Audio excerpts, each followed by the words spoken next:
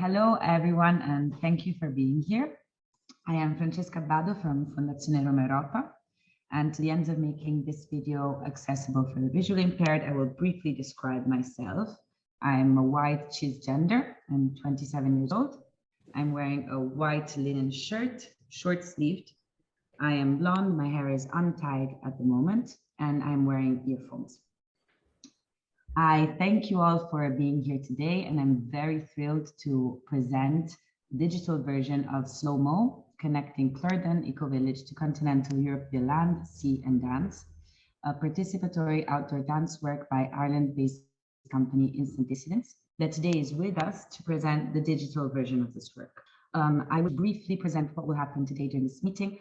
Following this brief presentation of the project, I will leave the word to the company, Instant Dissidence, that will lead us into an artist talk in which they will narrate to us the creative process that led them to the creation of this work. Following the artist talk, we will be presenting the videos that have been created by Instant Dissidence together with our audience in Rome. At the end of the screening, there will be an opportunity to do a Q&A session with the company. Following the meeting today, the videos that you will see will remain accessible on the webpage of Roma Europa in two versions.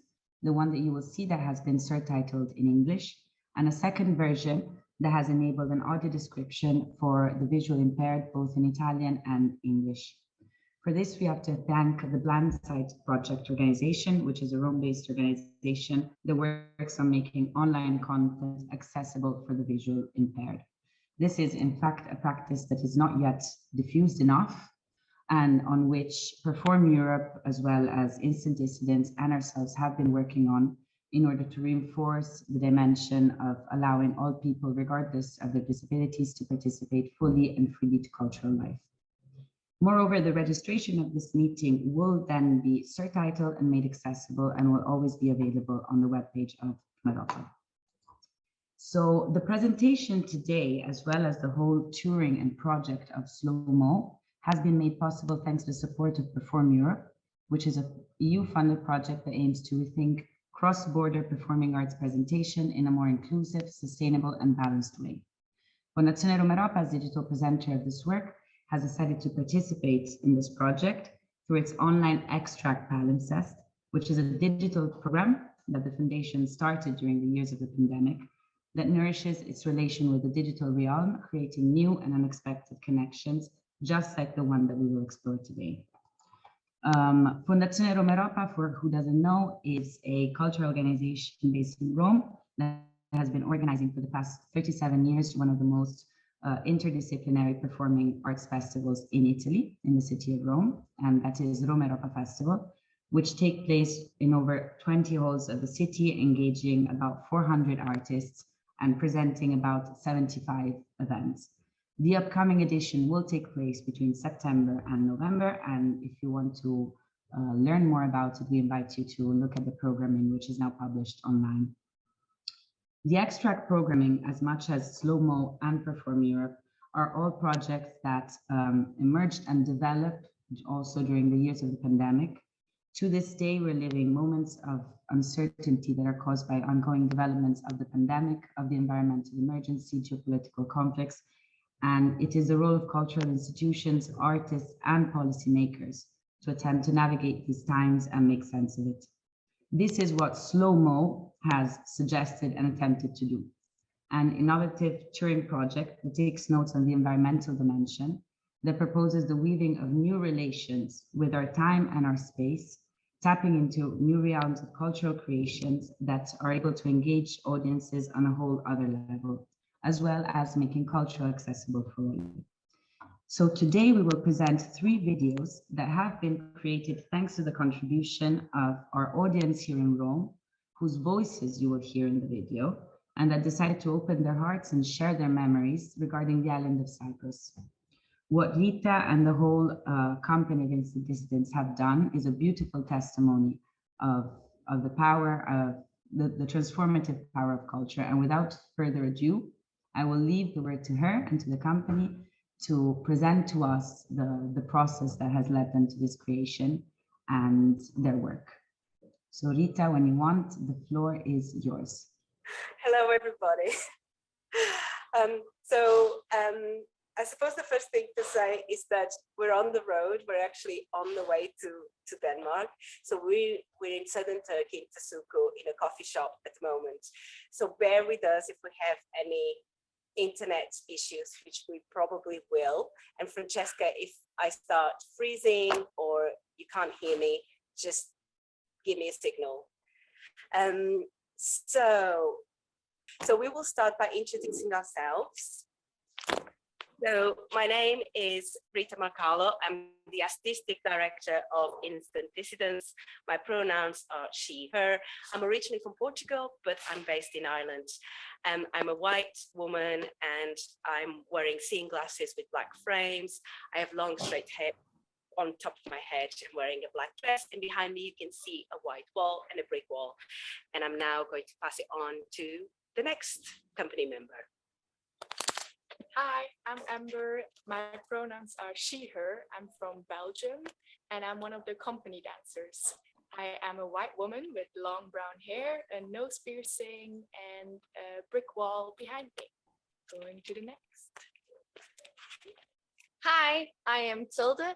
My pronouns are she, her. I'm originally from Denmark, but currently living in the UK. I am a company dancer, and I am a white woman with the dark brown hair, short with a fringe, and then I have a purple hair clip on top of my head. Going to the next one. Hi, my name is Diogo. I'm one of the company dancers. I use the pronouns he, him. I am originally from Portugal, and I have dark short hair with a mustache on, and in the background I have some windows facing one of the hotels. Hi everybody, my name is Jerry. My pronouns are he, him. I am from Ireland and I am a company dancer. I am wearing a baggy grey t-shirt and my hair is ginger and pushed to the side. Behind me are some glass doors, and behind those are some beautiful white houses. Hi everyone, I am Sophie. I use she, her pronouns. I'm from Ireland and I'm on tour with the company as tour producer. I have blondie brown hair and blue eyes, and I'm wearing some rainbow earrings. And behind me are some glass windows with some white houses behind them. I'll pass back to Rita. So we're here to talk to you about SlowMo, connecting Cloughjordan Ecovillage to continental Europe via land, sea and dance. Cloughjordan Ecovillage is where I live and where the company Instant Dissidence is based. This connection to continental Europe actually entails a connection to 4 countries via 4 live presentations, and 1 country, Italy, via this digital presentation. The 4 countries that we're doing in-person presentations are the city of Limassol in Cyprus, Helsingborg in Denmark, Halmstad in Sweden, and Bristol in the United Kingdom. And of course, this digital presentation to Rome in Italy. So if that's okay with you all, I will start by talking a little bit about the overarching concept of SlowMo, and then I'll zoom into the specific digital presentation that is the topic of today. So SlowMo came to existence as an answer to 2 questions of mine. One was, how would it be possible to tour dance in an eco-conscious way? And the second question is, how could I make international touring dance work, which is also locally relevant? So when I was considering the question of the eco-conscious tour, immediately, obviously, the obvious answer is to, instead of flying, to tour via land and sea using trains and ferry boats. However, the first issue that I came across when I was thinking about that is how expensive and long this would make the project. So the usual touring model for dance is that you spend maybe 5 to 6 weeks creating the work, and then if you tour internationally, you fly to different places. So that maybe takes another week or 2 weeks max to do maybe 5, 6 countries. Whereas the traveling by land and sea takes 5.5 weeks. So if you think about it, it's 5 to 6 weeks to create the work, plus another 5 to 6 weeks to tour. The financial viability of that as a project was the first obstacle. So in order to solve that problem, what I decided to try is the idea of collapsing the creative process onto the touring process.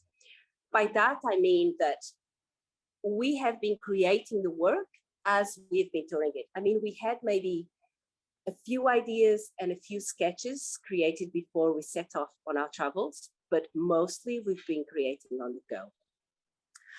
And by doing so, we have managed to make the project financially viable. And according to the calculations I've been able to do online, and I just want to preface this by saying that obviously I'm not a sustainability expert, so I don't know for sure.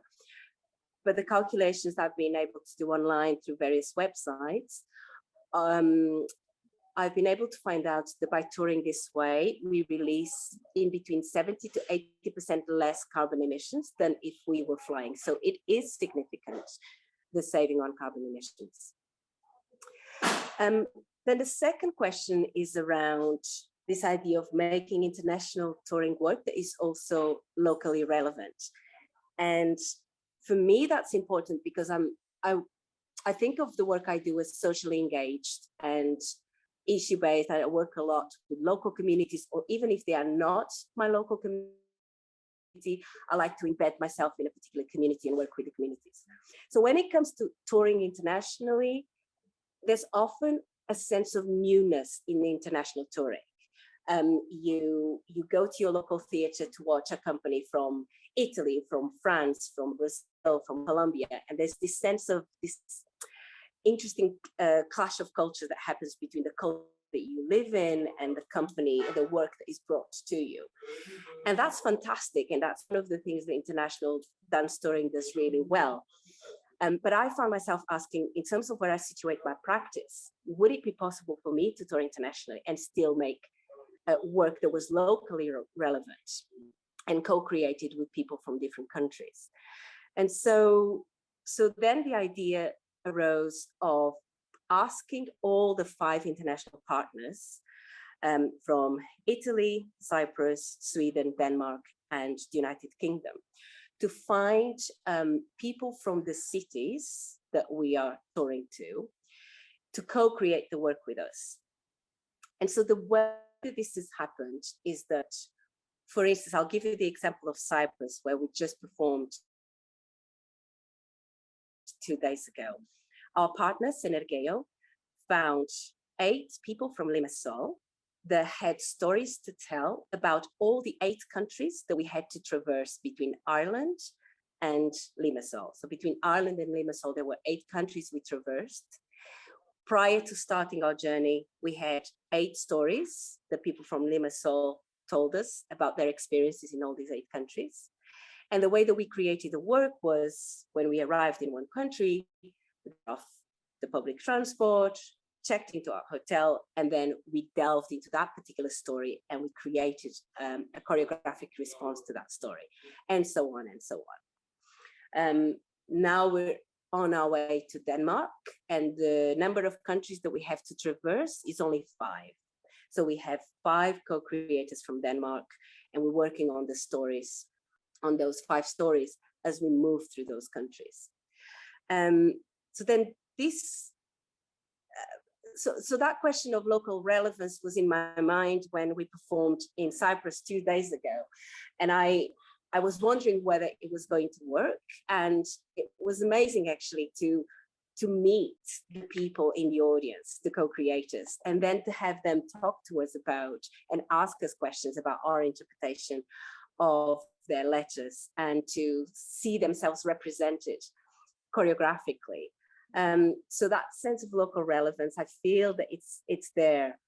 The other thing I suppose to say about SlowMo is that it's a choreographic concept, not a choreographic work, because the work that actually changes every time. So the Danish work will be different from the Swedish, from all the other works.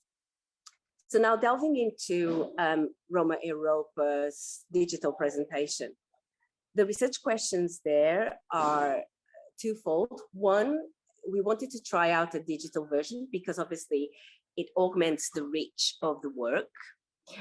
And the other is that, just give me a second, yeah. And the other is that it was also a way to tour-proof the work in terms of what happened if there was unrest during our journey, or political unrest, or a lockdown. So we were trialing a concept with Roma Europa for a digital presentation that we could potentially repeat for the other presentations. So with Roma Europa, because it's a digital presentation, the first question that I had to answer was the people from the co-creators from Rome, what country are they writing stories about? What is the connection, the country that they're going to connect to? Because obviously we're not going to travel to Rome. So the way we did it was that we looked at the schedule and we looked at what country we were going to be in today when we were going to do the digital presentation. And our schedule said that we were going to be in Cyprus. We're not in Cyprus, and we'll talk to you about the reason why in a little bit. But because we thought we were going to be in Cyprus, then the connection became clear. It was about Rome and Cyprus. So Roma Europa found 3 people that have stories to tell about, who live in Rome, that have stories to tell about their connections to Cyprus. And we responded, when we got to Cyprus, we responded to those stories choreographically, and we made 3 films that we will screen for you today. But now what I'd like to do is to pass over to Sophie, our touring producer, just to talk a little bit about what we're finding out in terms of the relationship between the artistic work and the logistics of traveling. They've become a lot more intertwined than they usually are in a regular tour. And the reason why we're not in Cyprus as well today is because our ferry changed. So there you go, the artistic concept changed. Here's Sophie. Hi guys, and thank you, Rita, for that introduction. I'm just going to place this here and I will turn off the video so you guys can hear me. So yes, so as Rita said, this has been quite a different process than a regular one, because I think that the role of the tour producer and the choreographer have become quite intertwined, and I don't think usually a producer would be as involved in the artistic process. I suppose a general rule in how we make art and make work is that the logistics accommodate the artistic process, but we found with SlowMo the logistics and travel have had to come first in some instances, and we've had to compromise in how we've made the art in order to fit in with the travel schedule. So it's a lot about like learning to have been, we've had a lot of learning to be comfortable with flexibility and adaptability, and I suppose I can only commend the company for being so adaptable throughout the process, because at many turns I've had to come and say, okay guys, there's been an issue with what we're meant to do tomorrow, and we've figured it out as we've gone. So we're, as I said, we're learning a lot as we go. We're working in real time. The travel system in Europe, as we've learned along the way, isn't uniform.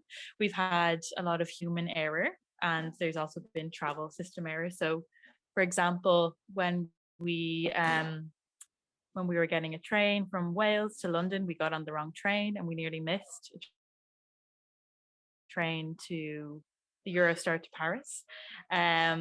Jumping guys with other stories. We've had trains changing. Our Interrail pass told us we had to book all the trains and we got there in person, and we've had to change the schedule because trains have been booked out. Most recently, the most crazy story I think is in Turkey, when we arrived with our Interrail passes at the train station, ready to book the train that we were meant to get on. And they said that we couldn't book that train because it was booked out for the next week.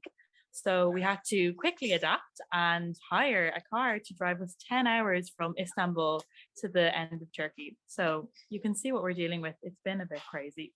But yeah, as I said, we've had to adapt as we go, which isn't usual. And I suppose SlowMo has 5 performances, and we've had to adapt as we go in each location because we were always keeping the overall schedule in mind. And I suppose that has meant that we've had to compromise a bit on some of the artistic process. I think what we've been talking about a lot is that this project is about slow travel, but it's had a knock-on effect and meant that the process of making the work has been fast. So slow travel, but fast process. So I think if SlowMo, hopefully it does, have a future life, we would definitely think about adding an extra day in each location, because this would allow for a better outcome for both aspects of the projects that are so intertwined. It would allow more breathing room for the creation of the work, the creation of the art, but it would also allow buffer time for logistics. So it would allow us time if things were changing in the travel schedule. It would just give us that flexibility for that to happen. So that's kind of the majority of what I have to say about logistics. And I'm going to pass over to Jerry, who is going to, I suppose, expand on the presentation that we're showing today, Rome.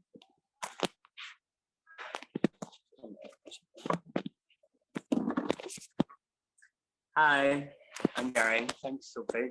I'm just gonna give you a wave, and then I'm gonna pop the camera off again so the connection is better.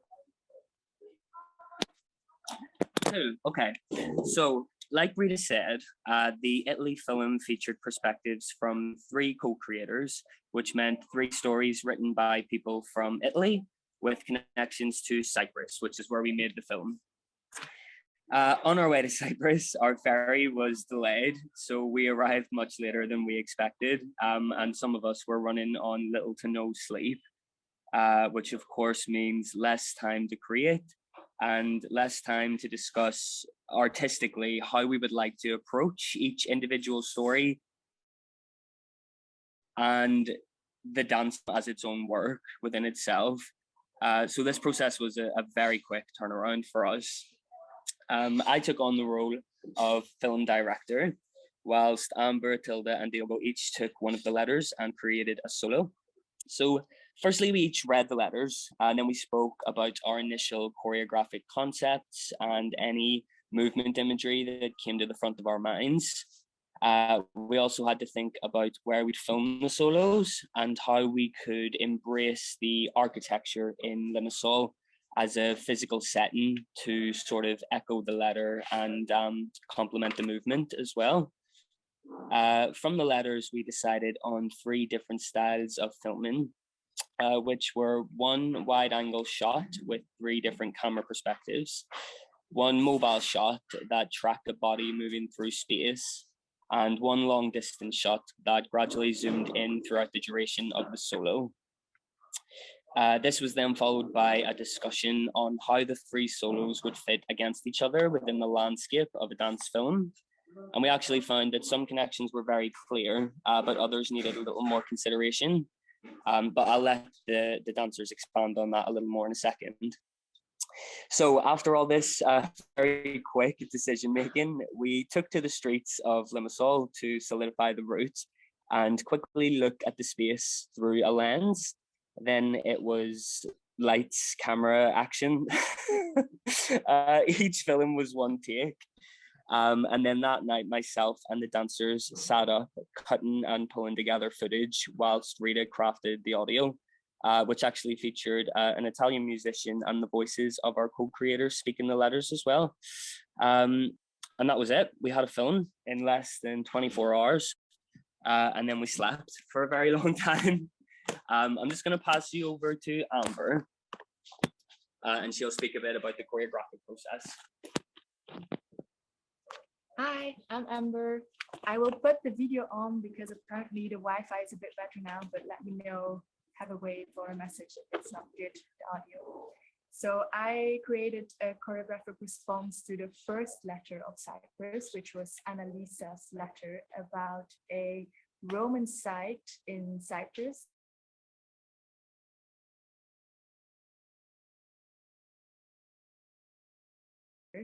and to characters and roles to go past in time and in this Roman site.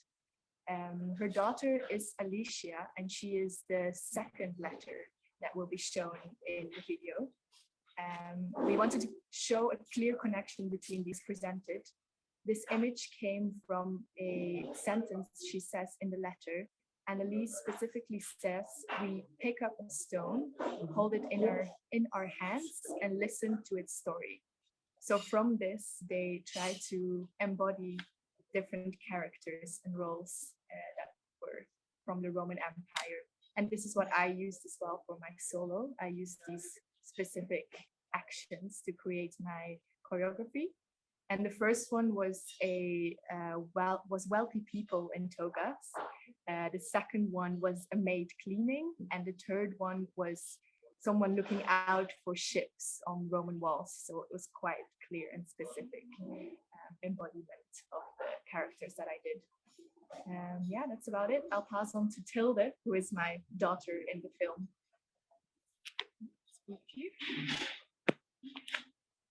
Hi everyone. Thank you, Amber or Mother. Yeah, so I was embodying Alicia's letter, and Alicia's letter is all about her love to Cyprus, and she even called it like a love letter to Cyprus. She talks a lot about it was where her parents met, and also it's the reason to her name because of the region, Alicia. In her letter, she also talked about the history that Cyprus has and how Cyprus always have been like a crossroad between cultures and where different cultures have met and left footprints. She also talks about how she wants to pass on this love she has to Cyprus to her son. And from this like story letter, I made a movement score where I took some of the keywords out and the feelings I got through the letter, and made it divided up into section, and then took that down to the street and improvised over it. And the first section is about the love that she has to Cyprus, and it's also where she gets the stone from Amber, where that's like a symbol of like the love that comes from the parents from Cyprus into her body. And then it goes into like a heavy feeling where it's like the heavy story that history that Cyprus has. And then it goes into crossroads and footprints. That's where I start to move a lot in the video, and where I leave footprints as I go along. And then in the end, I'm throwing the stone as a symbol of wanting to give this love to my son. Yeah. Yeah, that was it. And now I'm gonna go over to Diogo. Hello, everyone. Just put my phone here. So I created the choreographic response to Giuseppe's letter. So he starts the letter talking about the civil war. So what was happening in this period of time which was June of 1976. And Beirut was attacked, and about the destruction of the center and all the hotels along the sea.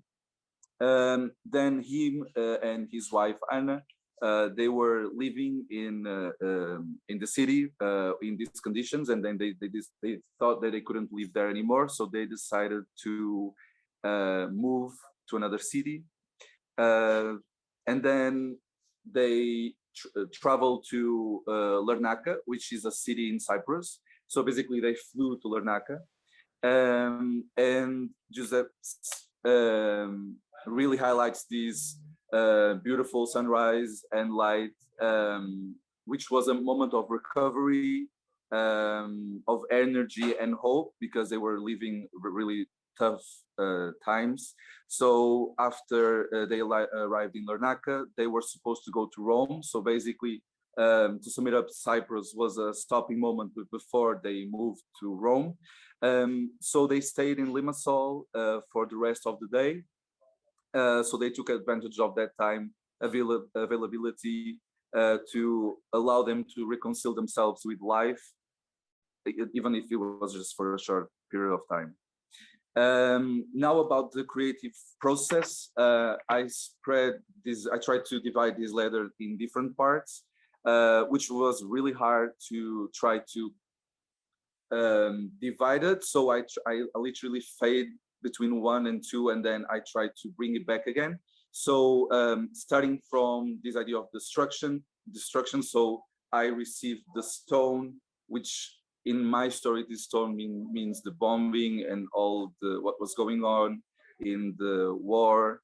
Then the idea of collapsing, bringing back all these fragments.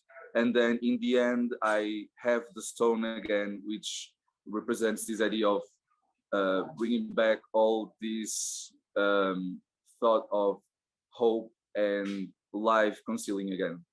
So I think I said kind of everything. I did like a score, an improvised score with all this material, and then it came to life. So I'm gonna pass to Rita again. Thank you.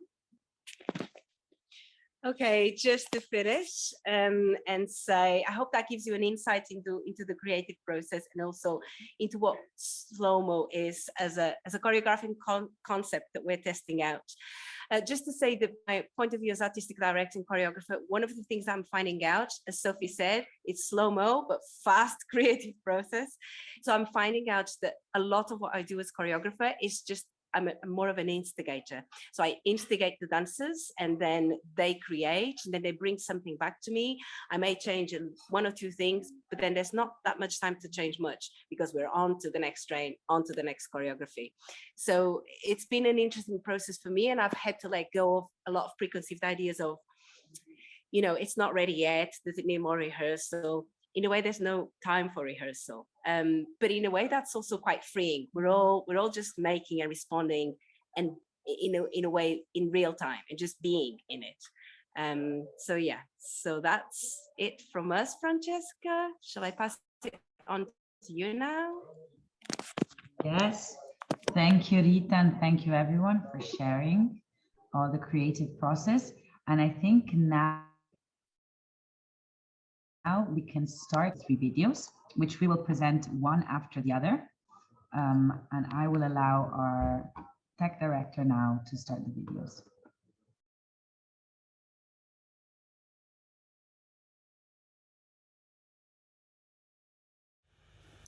Connecting past and present, people and places.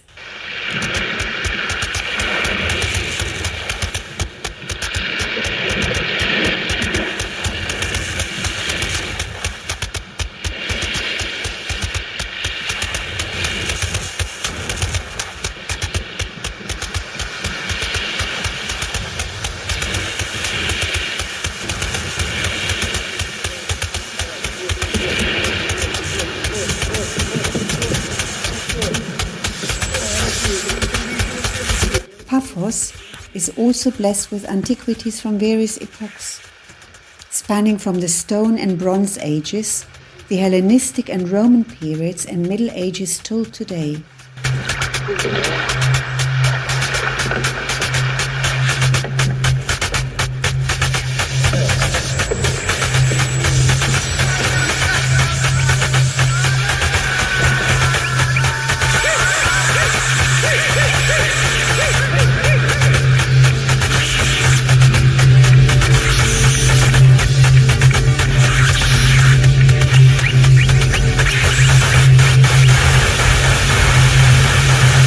When daughter was little, we used to go to this site regularly and simply time travel.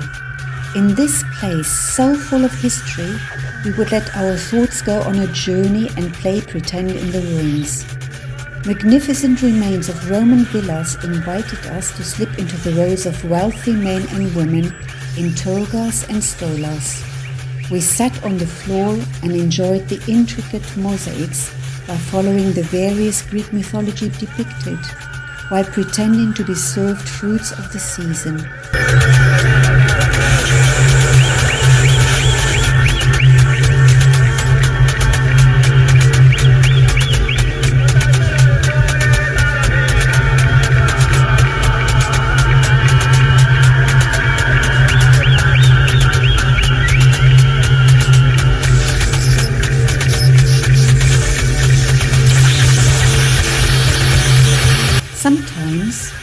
would just pick up an old stone or a loose piece of mosaic, a tessera, hold it in our hands, tune in and listen to its story. We let it speak to us and tell us about the things it had seen, heard and experienced.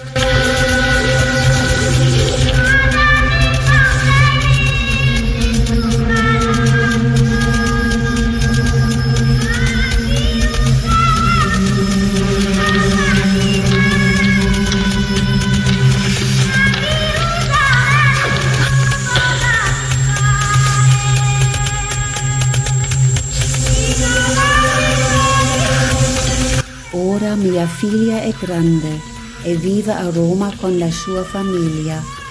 Mi sono trasferita qui per assumere il mio nuovo ruolo da nonna, devota al suo nipotino. Camminando tra le splendide architetture dei tempi passati, ora in questa città eterna, rimango incantata come ero a Cipro. Non vedo l'ora di condividere questa magia con mio nipote mentre cresce. Il passato ed il presente si incontrano e ci portano verso il futuro.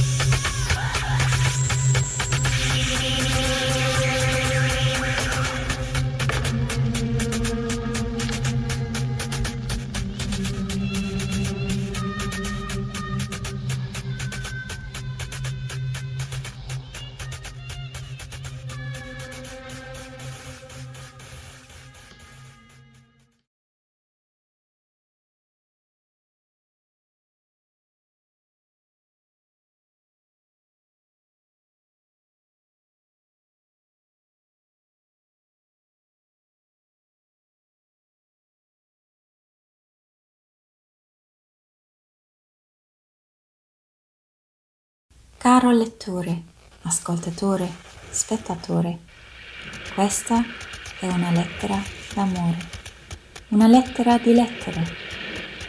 Mi chiamo Alascia, un nome che condivido con il soggetto di questa lettera, questo grande amore, l'isola di Cipro.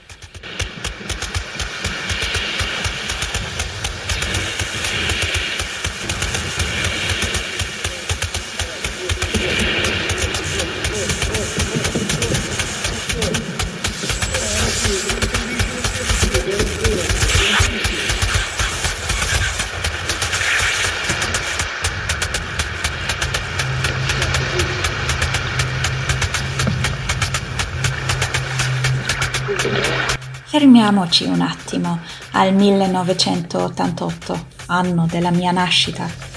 I miei genitori, tedeschi di origine, mi hanno chiamato Alascia per amore del luogo in cui si sono conosciuti.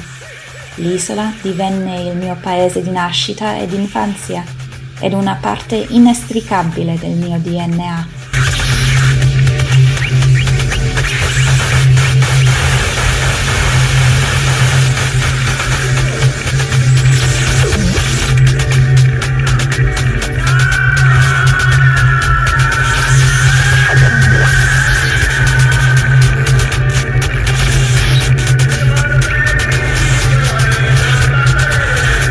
Per me Cipro rappresenta un crocevia o una porta d'ingresso tra l'Europa, il Medio Oriente ed il Nord Africa.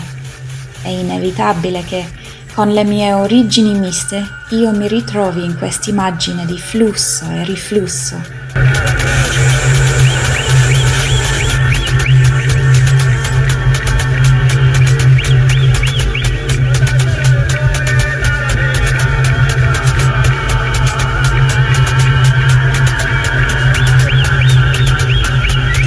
Culture sono passate attraverso l'isola nel tempo.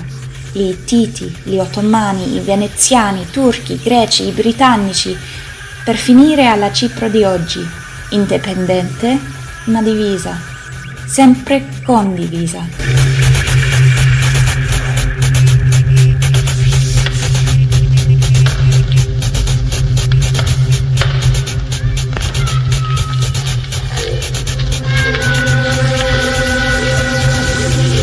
lasciato l'isola a 18 anni per costruire la mia strada.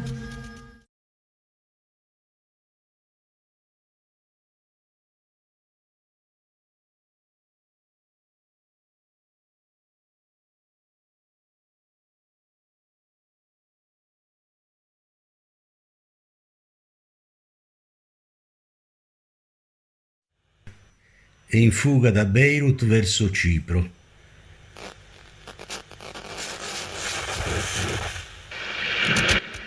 Eravamo nel giugno del 76, momento in cui Beirut contava i suoi morti, vittime di partiti opposti, ed era testimone di una distruzione pressoché totale del centro storico.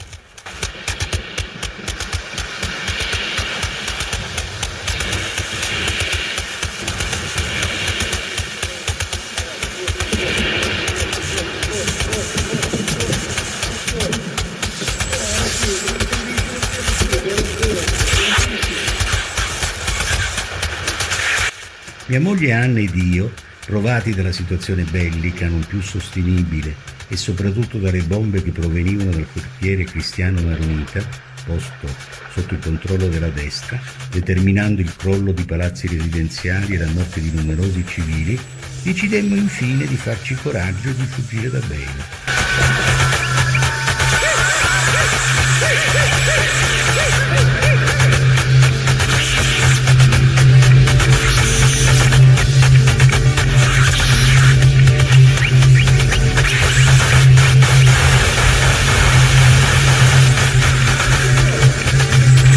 Il destino volle che fummo affidati, ironia della sorte, ad un agente che gestiva la nuova attività svolta da Felice Riva, il quale approfittò del momento per mettere a disposizione dei fuggitivi alcuni yacht che coprivano il percorso via mare Giuni e Cipro. Ricordo che comprammo un biglietto di sola andata al prezzo di $150 e che sbarcammo a Larnaca, posizionata sulla costa sud-orientale dell'isola.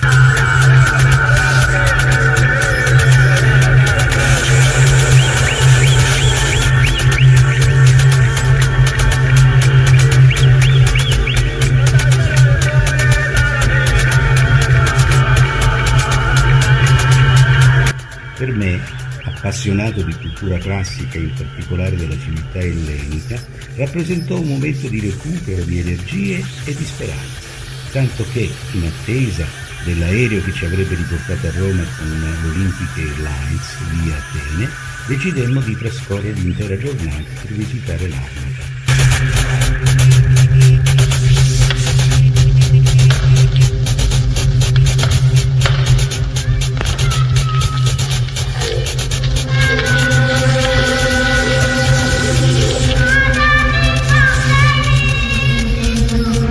Approfittammo del tempo a disposizione per visitare anche Limassol, occupata dai turchi nel 1974 e conosciuta durante il periodo bizantino come Neapolis, un vivace centro marittimo con una forte presenza di musei e siti archeologici di interesse internazionale.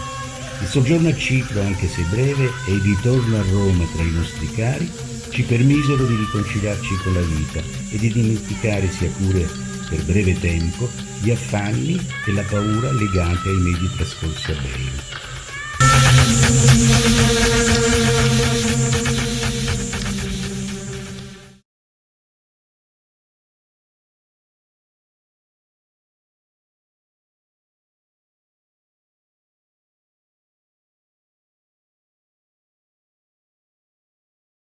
Okay, so here, I don't know how you can clap online. I think maybe we can do like this. But thank you for sharing the beautiful videos, and I hope that the connection was well for everyone and that everyone had a chance to see them. And actually with us, she can't speak right now, but Alashia is here with us, and I'm seeing that she's clapping with the emoji hands. So we hope to hear from her as well what her impression was of this work. I see Rita being very happy. So now that we've done the screening, I would like to remind you the videos will be published on the webpage of Roma Europa, and they will remain available until the end of the month for free. And we could open up the floor, connection affording, to maybe a Q&A session. If there is anyone that has some questions that they wish to ask Rita and the dancers of the company, we can start that now. And maybe to organize this, if someone wishes to talk, they can raise their hand and we will allow them to speak.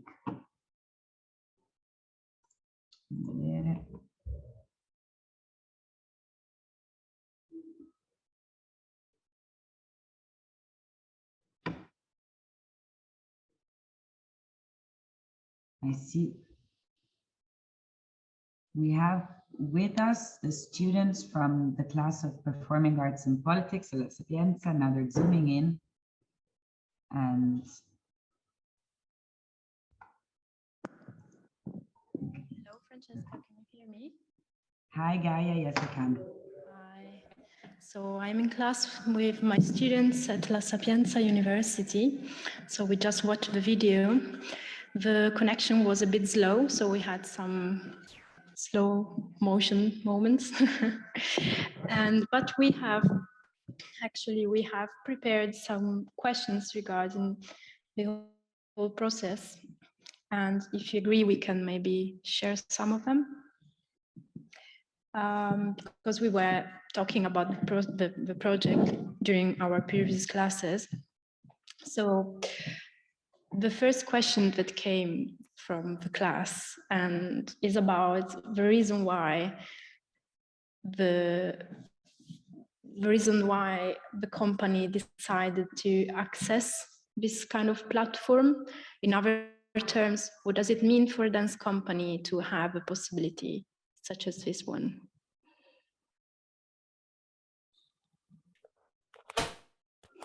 Yes, I can take that one. So SlowMo was actually an idea in my mind even before I knew about the Perform Europe funding. And because of the amount of funding that my company usually gets, I didn't even consider touring to 5 countries. Just touring to 1 country was going to be quite an endeavor to fundraise for that. So Cyprus was the country that we were originally wanting to tour to. And when that didn't happen for various reasons, including lockdown, I almost gave up on the project. And then when the Perform Europe funding came about, sorry, we're having some issues here with some sound. When the Perform Europe funding came about, I originally just still wanted to apply just to try one small version and tour to 1 country.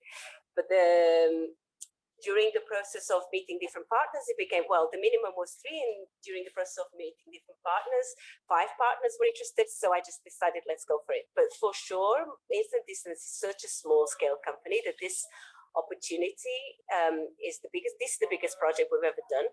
And this opportunity is something that I couldn't even have conceived before knowing about the Perform Europe funding. So it's definitely a huge opportunity for us.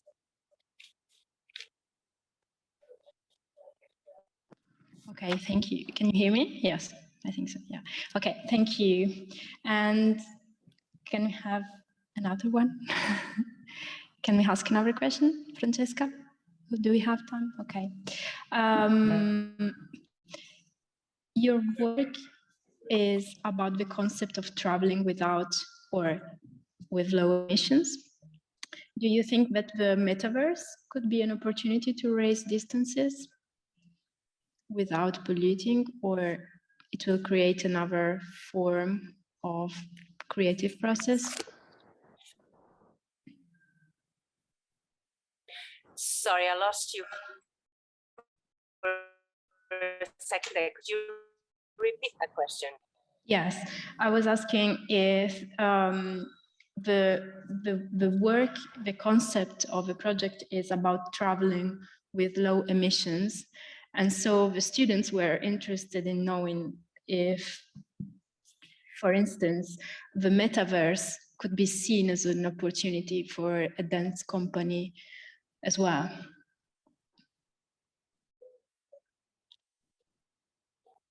I'm not sure. Diogo, do you want? I'm not sure I understand. Sorry. Could you elaborate? I can't understand you now. The voice is. Oh, yeah. Is it? You... Are you asking if other companies could also do this? Is that the question? The question is about if you see the metaverse as a possibility for expanding this idea of creating artworks without polluting, or if this is something that is part of your horizon of your work.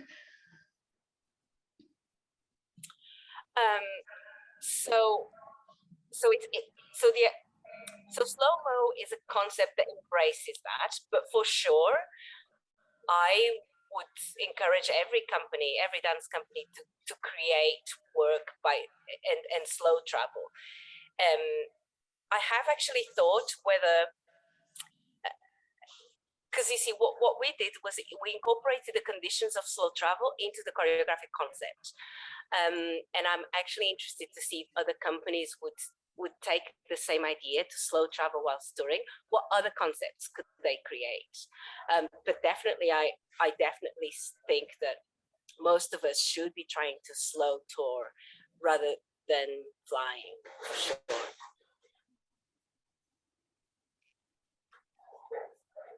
Okay, thank you.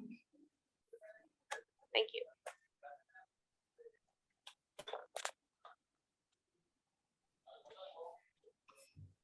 I don't know if anyone else has another question from the audience.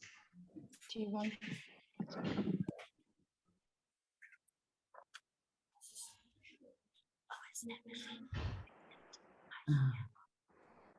Well, if there are no other questions, oh no, here they are. Okay.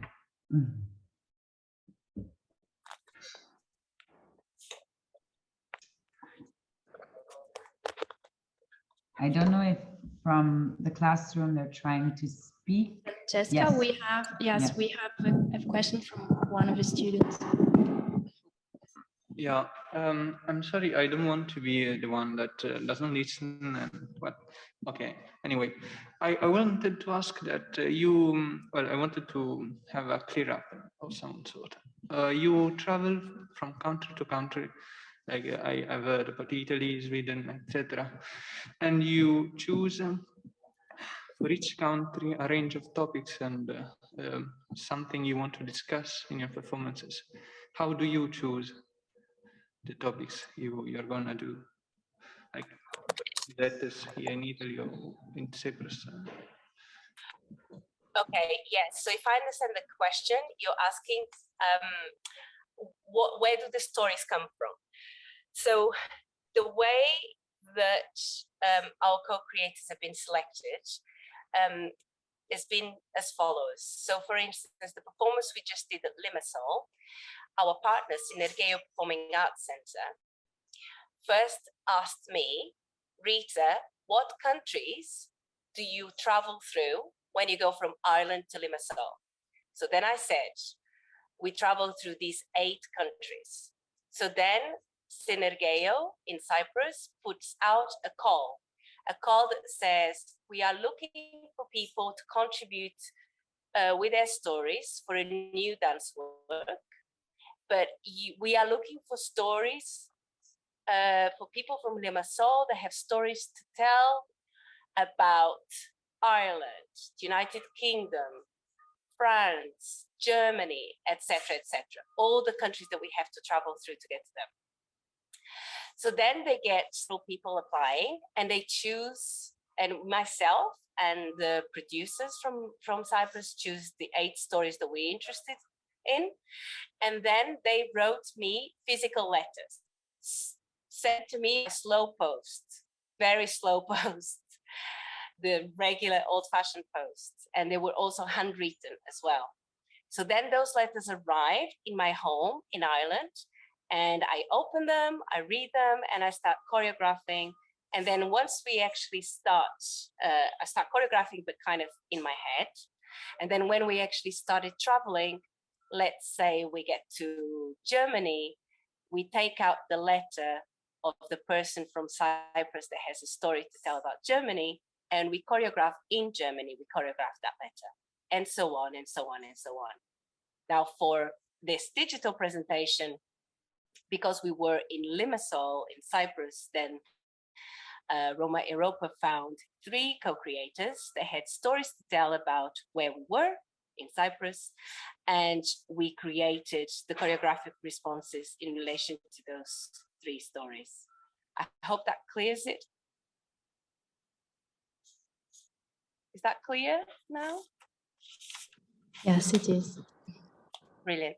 Thank you. Thank you.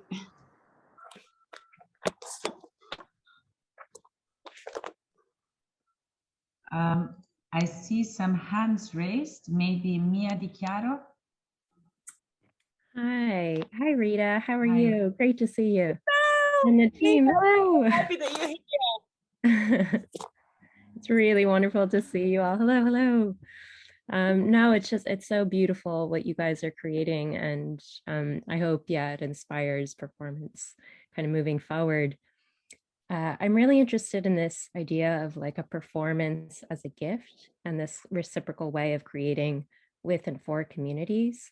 I was just wondering if you could talk a little bit more about that, or about maybe your interactions with people as you're making in the streets, outdoors, and if yeah, you're meeting people along the way. Thanks, Mia. Yes, for sure.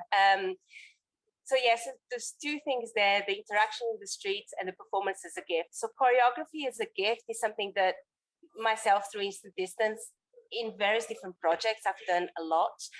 I love this idea of the center of the work that I do is connection. That is at the center. And so this idea of choreography as a gift, it's been something that I've done for years now, making work for one specific audience member as a gift to them. But then, of course, that work is also experienced by the other audience members. So as we were choreographing these stories for this digital presentation, we thought very much about Giuseppe, about Annalise, about Alicia, and we saw these pieces as choreographic gifts or choreographic postcards from Cyprus to them. And for instance, in Limassol, we were very aware that we had 2 kinds of audiences. We had the audiences that we had made the work for, that were receiving the gift that was personal to them. But then we also had the wider audience who were also aware that the co-creators were there. And for me, this idea of choreographic gift is my way of connecting with audiences. And then I'm glad that you asked about incidental audiences as we were making the work.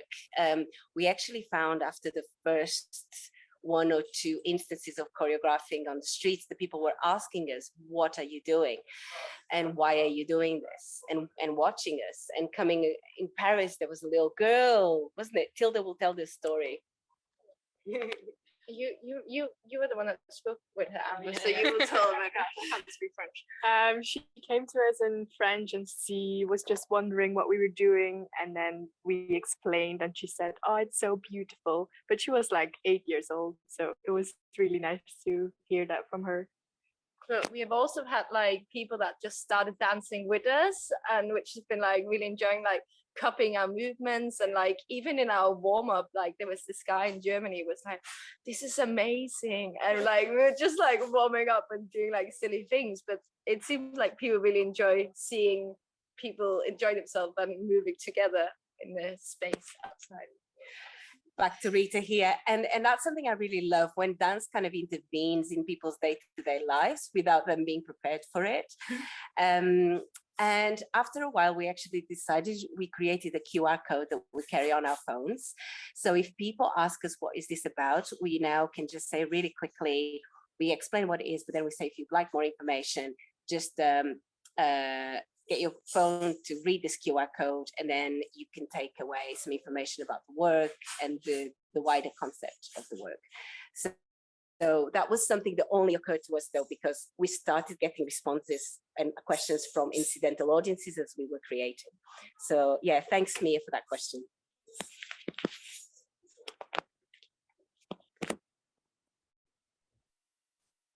I saw before another hand was being raised. I don't remember who it was. Was there anyone else that wished to ask for a question? Yes, Natalia. Hi, I just quickly wanted to say that was really beautiful what you guys did. I'm actually from Cyprus. And I just wanted to ask a question because you stressed about the handwritten letters that you took. Was there a specific reason behind that? Like, did it help you, like, inspire you more? And was there a letter exchange after that?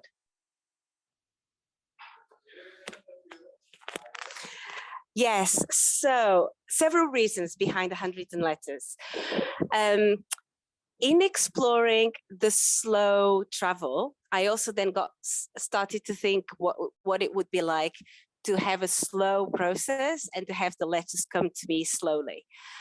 With all the things that can happen with letters that travel through regular physical post. Some of them, 2 or 3, never actually arrived before we left. But I wanted to kind of embrace the mishaps that can happen when you embrace that as a process. So it was a process decision, but also it was also because I was interested in getting a sense of the handwriting of a person has a particular rhythm and a particular spatial configuration, and some handwriting is really tight and some handwriting is really expansive.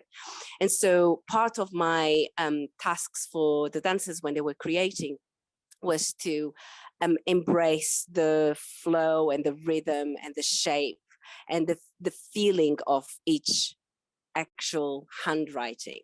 So that was part of the choreographic process as well. Thank you for answering that. I don't know if Natalia wanted to reply or if it's answers question. Okay, I see another hand from Barbara. Yes, I'm also from the class. I was just wondering, because you were making this project accessible to all the people, did you took the inspiration to create the project like that from your travels or the situations that you had, or the Blindside project reached up to you? Because I was just wondering the story behind the idea of including everyone, because not a lot of people have that kind of sense to create something like that. Thank you for that question. So again, it was twofold. As Instant Dissidence, I made a decision maybe 2 years ago that I was going to do my best from now on to create work that was accessible to people with visual or audio impairments. So I have been trialing that prior to this process. So in the past, during lockdown, there was a series of micro commissions that Instant Dissidence made. One of them was to Amber, actually, who's here, part of this project as well. And in those micro commissions, digital works or installations, one of the questions I posed is, how can we make this accessible? And so the dancers and myself worked with making the works accessible as much as we could. However, this was the first time when I suggested this to Roma Europa. I was so pleased that they were so interested in it as well, because it was the first time that actually Instant Dissidence has worked with a professional company, Blindside, to create an audio description of the work. So in the past, during these micro commissions a couple of years ago, the audio descriptions were created by the dancers, choreographers themselves. And so we trialed it and did the best that we could. But this time we're actually working with a professional company who specialized in this kind of accessibility of art. So it's a new frontier for Instant Dissidence. I know that it's also something that is a new step that Roma Europa are taking. I want to do the best that I can within the funding that I can access to allow the most access I can to the work that I made, and not to fall into ableism and just make work for one kind of audiences. So, but also I have to say, again, I was very pleased that this was one of the categories in the Perform Europe application, that they did encourage us to put in costs to do this. And that's why we've been able to do it. So it was both from Instant Dissidence that was already there and also responding to Perform Europe's guidelines for the funding. Great. Are there any more questions? Or should we start wrapping up? I don't think there are any questions now. I thank you all for everyone's contribution and for engaging. And let us apologize also for the connection, because although this is a digital presentation, there are some things that are out of our control, such as the wider internet connection. But I really hope that everyone was able to hear well and to be able to see the videos. This talk will be made available as well. We will figure out how to edit, because some parts we couldn't see Rita speaking, so maybe we'll add a picture, but it will be available for everyone to rehear. And most importantly, the videos will be published between today and tomorrow, both this version and the audio described version, which I invite everyone in any case to see, because it's very interesting, it's very immersive. So with this said, I wish everyone a happy afternoon. I wish to Rita and the rest of the company safe travels, proceeding from Turkey all the way to Denmark. We wish you very, very good luck with that. And I remind you also that Rita and the company, they are on Instagram, they're documenting everything. So it's nice to follow them and to engage with all the trip. Thank you, everybody. Thank you, Roma Europa. Bye. Ciao, ciao, ciao. Bye. Bye, bye, bye. Bye, bye, bye. Saluta, bye.